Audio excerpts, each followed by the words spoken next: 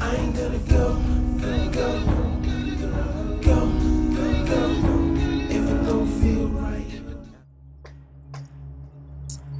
Yeah, I remember going to the barbershop as a kid. Even growing up, it was such a big deal. I already knew what I wanted. I'd either get a jersey, which growing up in New York, a jersey was just a fade. I got a high top fade at points, I got blowouts.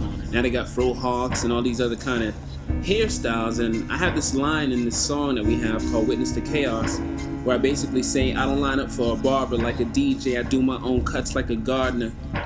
And, I learned how to cut my own hair out of necessity. I was on an 8-week trip in Russia. And I remember our first stop was in a city called Dirtly.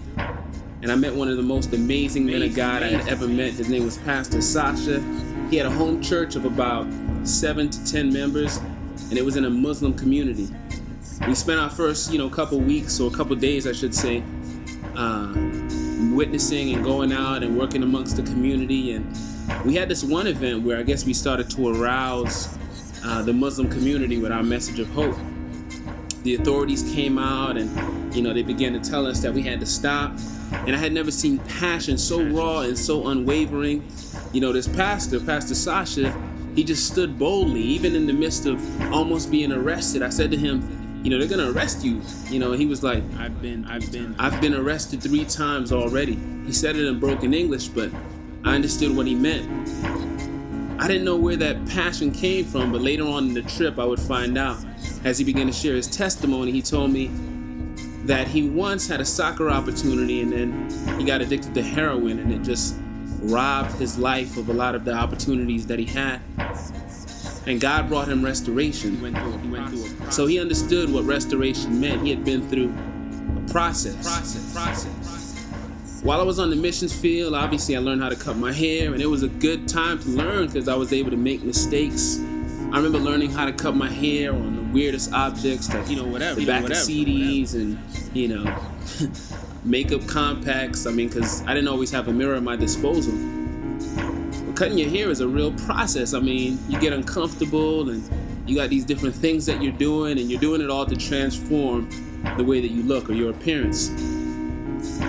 And I used to wonder, in my Christian,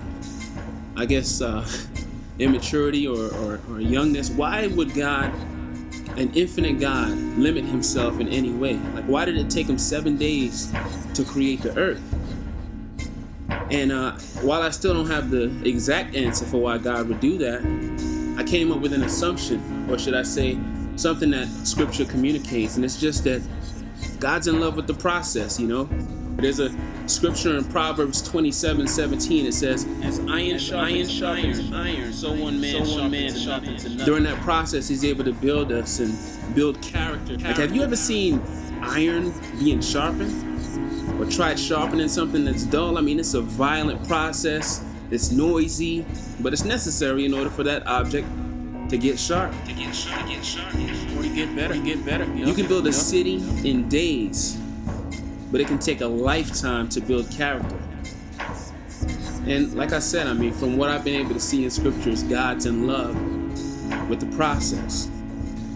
So while I cut my hair and think about what I want to look like, what I looked like before, and what I look like after the process, it's definitely one that I'm willing to go through to get to the other side of it. Are you willing to go through a process?